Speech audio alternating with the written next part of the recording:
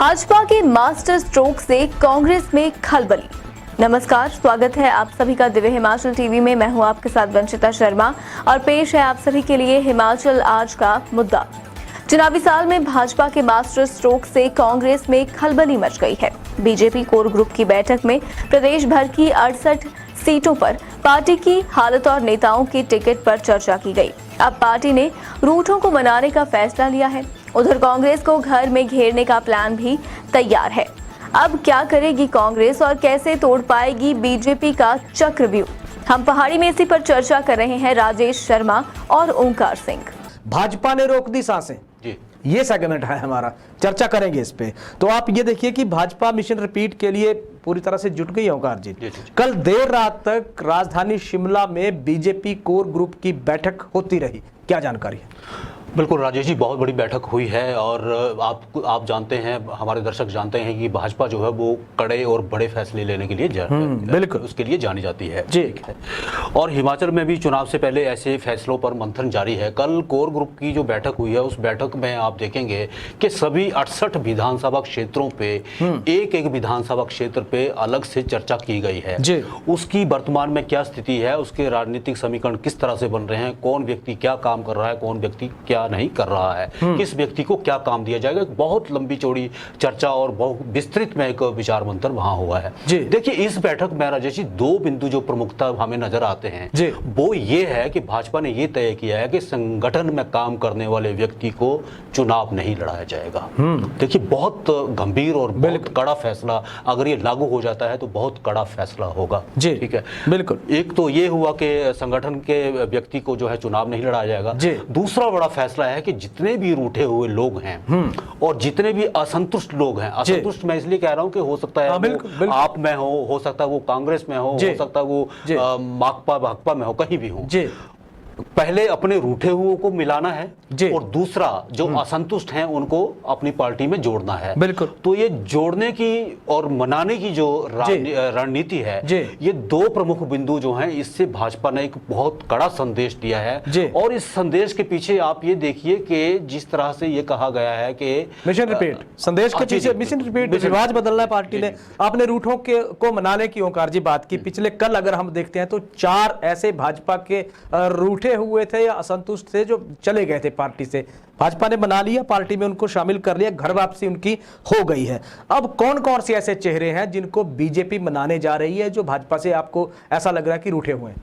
बिल्कुल, मैं सबसे पहले नाम लूंगा, देहरा से विधायक हैं रविंद्र रवि, पूर्व मंत्री जी, पूर्व मंत्री हैं रविंद्र रवि इसलिए नाराज चल रहे थे कि वहां जो अभी निर्दलीय विधायक हैं होशियार सिंह जी, उनको पार्टी में शामिल कर लिया गया। अगर उनको पार्टी में शामिल कर लिया गया तो रविंद्र रवि जो है, सभी सार्वजनिक हो गया कि रविंद्र रवि को वहां से टिकट नहीं दिया जा रहा है, ऐसा भी हो सकता है। दूसरा आप देखें कि गुलाब सिंह ठाकुर जोगिंद्र नगर से, वहां उनकी में प्रकाश राणा को शामिल करवा लिया गया। तो प्रकाश राणा के शामिल होने से गुलाब सिंह भी ठाकुर जी नाराज हो गए।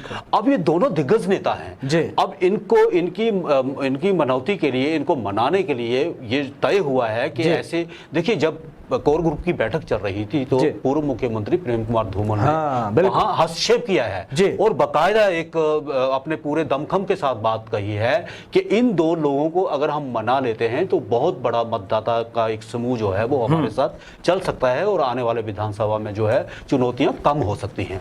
तो ये दो चेहरे जो हैं, इनको शायद बहुत जल्दी जो है पार्टी में शामिल करवा लिया जाए जी, मतलब मना लिया जाए। आप दो चेहरे की बात है। उपचुनाव के दौरान हमने अर्की में देखा ओंकार जी, जहां गोविंद राम शर्मा एक तरह से उन्होंने ऐलान कर रखा है कि हर सूरत चुनाव लड़ने जा रहे हैं। फतेहपुर में हमने देखिए कृपाल सिंह परिवार के साथ एक तरह से डैमेज कंट्रोल के लिए मुख्यमंत्री जयराम ठाकुर को खुद आगे आने पड़ा। और फिर जुब्बल कोटखाई में हमने देख लिया। बहुत सारी ऐसी सीटें हैं जहां बीजेपी को ऐसा लगता था कि पार्टी कहीं ना कहीं भीतरघात या एक डर पार्टी को है, वहां उनको मनाने की एक तरह से कोशिश कर रही है। रणनीति 68 की 68 सीटों पर भाजपा ने पिछले कल बना लिया ओंकार जी। विश्लेषण हर सीट का हुआ है, विश्लेषण हर चेहरे का इस कोर ग्रुप की बैठक में हुआ है। कौन टिकट है, किसको टिकट मिलने जा रहा है, कौन उसका विकल्प बेहतर हो सकता है, चर्चा इस पे भी हुई है। और जब पूरी सूचियां बन गई हैं तो आपको क्या लगता है कि, क्योंकि बार बार अगर हम देखें तो कहा जाता था ना कि मंत्रियों और विधायकों को ये ना समझे कि टिकट पक्का है, तो क्या इससे मंत्रियों और विधायकों की कहीं ना कहीं धुक-धुकी या बेचैनी बढ़ने लगी होगी पिछले कल की बैठक जिस तरह से हुई है?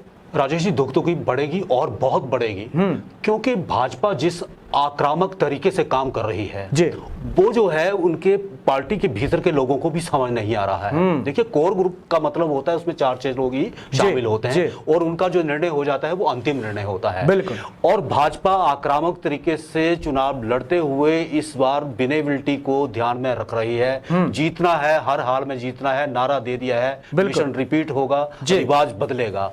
तो अभी कोई भी व्यक्ति ये शर्तिया तौर पे नहीं कह सकता है कि मुझे टिकट मिल जाएगा, इसलिए धुक-धुकी बढ़ना जो है वो लाजमी है और आने वाले दिनों में इसके जो नतीजे हैं वो सामने भी आने लगेंगे। बिल्कुल। देखिए, पार्टी ने जो चारों संसदीय हलके हैं वहां की 10 सीटें आइडेंटिफाई की हैं ओंकार जी, जहां पार्टी को ऐसा लग रहा है कि कहीं ना कहीं पार्टी वहां थोड़ी सी कमजोर है, भीतर घात की आशंका जहां है। बड़ी बात है कि पार्टी ने वो 10 सीटें आइडेंटिफाई कर ली है, वहां पे पार्टी बहुत ज्यादा जोर अब आने वाले दिनों में लगाने जा रही है। सरकार भी वहां जुटेगी, संगठन भी वहां जुटेगा और बाकी जितने भी फ्रंटियल संगठन है सभी वहां जुट जाएंगे। उन 10 सीटों पे फोकस किया जा रहा है। कांग्रेस के खेमे पर बीजेपी की नजर है। अभी तक हम देखें, अगर जिस तरह से पंडित खीमीराम कांग्रेस में गए या इंदु वर्मा ठियोग से कांग्रेस में गई, अब बीजेपी ऐसा कहा जा रहा है कि कांग्रेस के कुछ नेताओं को मिलाने के लिए सूची पिछले कल की बैठक में बन गई है उसकी। हर सीट के चुनावी समीकरणों पर मंथन पार्टी ने किया है। पिछले 2 चुनावों के आंकड़े निकालकर पार्टी के ग्राफ को देखने की कोशिश वहां हुई है, विकल्पों को देखने की कोशिश हुई है।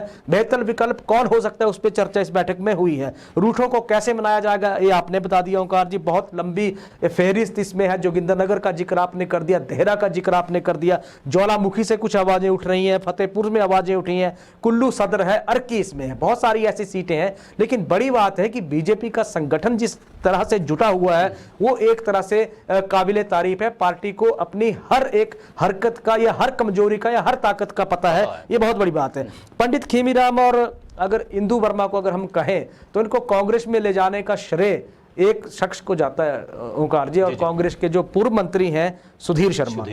लेकिन बीजेपी ने अब ऐसा एक दाव चल दिया है जिससे बीजेपी ने सुधीर शर्मा को एक तरह से घर में घेर के रख दिया उस दाव के चलते। क्या दाव है ओंकार जी? बिल्कुल बिल्कुल। सुधीर शर्मा के लिए राजेश जी इस वक्त जो सबसे बड़ी चुनौती उभर कर सामने आई है वो है राकेश चौधरी के रूप। देखिए, राकेश चौधरी ने जब पिछला विधानसभा इलेक्शन लड़ा था उस इलेक्शन में वो 16,000 के करीब मत ले गए थे जी, ठीक है। सुधीर शर्मा को हार का उपचुनाव था वो जी, विशाल नहरिया, सॉरी विशाल नहरिया। तो विशाल नहरिया और उनका अंतर जो था वो 7,000 में जी जी, बिल्कुल बहुत ज्यादा अंतर नहीं था जी। और कांग्रेस के कैंडिडेट की जमानत जब्त हुई थी। और इस वक्त पर अगर भाजपा अपने राकेश चौधरी को शामिल किया है तो एक बहुत बड़ी चुनौती के रूप में आने वाले दिनों में चुनौती होगी। और इस चुनौती को पार पाने के लिए अब सुधीर शर्मा को एक अलग से रणनीति के तहत जो है वो काम करना पड़ेगा। क्योंकि आप देखेंगे कि इस विधानसभा हलके में चौधरी बिरादरी जो है वो चाहती है कि हमारा अपना व्यक्ति जो है वो यहाँ से जीत के विधानसभा जाए जी। तो ये भी एक बड़ी चुनौती। बिल्कुल। दरअसल राकेश चौधरी के बहाने बीजेपी ने ओबीसी को साधने की धर्मशाला में कोशिश की है। पहले अगर हम देखते तो आम आदमी पार्टी में थे राकेश चौधरी, वो उनके साथ ओबीसी बिरादरी साथ थी, उधर विशाल नहरिया थे, उधर फिर अगर संभावित हम लिस्ट देखें कांग्रेस की तो सुधीर शर्मा थे। तीनों में एक ट्रायंगुलर था, एक मुकाबला ऐसा लग रहा है कि त्रिकोणीय मुकाबला होने के आसार थे। लेकिन अब राकेश चौधरी अगर बीजेपी के साथ गए हैं तो कहीं ना कहीं ओबीसी का वो वोट स्विंग वहां शिफ्ट होने के पूरे चांसेस है। ये एक तरह से सुधीर शर्मा के खिलाफ बीजेपी ने बहुत बड़ा एक मास्टर स्ट्रोक खेल दिया ओंकार जी, जिस तरह से राकेश चौधरी को पार्टी में शामिल किया है। थोड़ी कांग्रेस की बात भी कर लेते हैं ओंकार जी। हमीरपुर में उर्मिल ठाकुर के बीजेपी में आने से थोड़ा सा हल्का सा जवाब चाहूंगा, क्या कुछ फर्क पड़ेगा पार्टी को या फिर कांग्रेस को कुछ नुकसान होगा हमीरपुर में? देखिए, जिस तरह से उर्मिल ठाकुर जी को वहाँ भाजपा में शामिल करवाया गया है जी, तो उससे मैं एक चीज़ जरूर हम छोटी सी टिप्पणी करना चाहेंगे कि उर्मिला ठाकुर जो हैं वो पिछले काफ़ी समय से सक्रिय राजनीति से थोड़ा दूर रही हैं। और जिस तरह से आप देखेंगे कि सुखविंदर सिंह सुक्खू ने पिछले 15 दिन पहले एक नारा दिया था कि हमने हमीरपुर को खोया हुआ गौरव जो है, खोया हुआ रुतबा जो है उसको वापस दिलाना है। तो अगर इस तरह से कांग्रेस वहाँ कदम कदम फूंक फूंक के रख रही है तो हो सकता है कि कांग्रेस वहाँ स्ट्रांग हो। मगर जब हम उर्मिला ठाकुर की बात करते हैं, उर्मिला ठाकुर एक ऐसे परिवार से संबंधित है जहाँ कई जड़ें जो हैं बहुत मजबूत हैं, तो वहाँ जो है एक आमने सामने जो है वो मुकाबले के संकेत जो है मिलते हैं। बिल्कुल, नारा कांग्रेस दे रही थी, नारा सुखविंदर सिंह सुक्खू दे रहे थे, बाजी बीजेपी मार गई ओंकार जी। युवा कांग्रेस ने भी आज हल्ला बोल दिया शिमला में, क्या वजह रही? बिल्कुल, देखिए जो आप देखेंगे कि पिछले कई दिनों से लोकसभा में जो है मानसून सत्र चला हुआ है, यहाँ टकराव होता रहता है। हाँ, बिल्कुल। तो इसी टकराव का नतीजा है कल जो है वो केंद्रीय मंत्री स्मृति ईरानी और कांग्रेस की जो अध्यक्ष हैं सोनिया गांधी, उनमें कुछ जो है वो टकराव हुआ था। और इसी टकराव का नतीजा है कि आज कांग्रेस को भी एक गुस्सा आया अपनी नेता के प्रति, जो उन्होंने एक समर्थन प्रकट किया और यहाँ स्मृति ईरानी का जो है वो शव यात्रा निकाली और पुतला उनका फूंका गया। बिल्कुल, पुतला फूंका। दूसरी तरफ अगर हम देखें तो पांवटा साहिब में थे आज कांग्रेस प्रदेश अध्यक्ष प्रतिभा सिंह और सीएलपी लीडर मुकेश अग्निहोत्री। प्रतिभा सिंह ने एक बयान दिया ओंकार जी वहां की, जब कांग्रेस की सरकार बनेगी उसी दिन प्रदेश के कर्मचारियों के लिए, वेरी सेम डे, उसी दिन प्रदेश के कर्मचारियों के लिए कांग्रेस पुरानी पेंशन बहाल कर देगी। इस तरह का उन्होंने ऐलान आज कर दिया है। दूसरी तरफ जो मुकेश अग्निहोत्री थे, भाजपा पे जमकर निशाना साधा, बीजेपी को डूबता हुआ जहाज उन्होंने करार दे दिया और ये कहा कि सरकार जाने वाली है इसलिए सबसे पहले उसके अफसर छोड़ के जा रहे हैं। उन्होंने तंज एक और कसा अग्निहोत्री जी अपने ओंकार जी कि अग्निवीर, पंपवीर और वनवीर, इस सरकार वर्तमान सरकार बना रही है, कांग्रेस पक्की नौकरी देगी आने वाले दौर में। इस तरह का ऐलान उन्होंने कर दिया है। तो सियासत है, नित्य नई चीजें यहाँ हो रही हैं। अब देखने वाली बात है कि ऊंट किस करवट बैठेगा, थोड़ा सा वक्त इसके लिए है।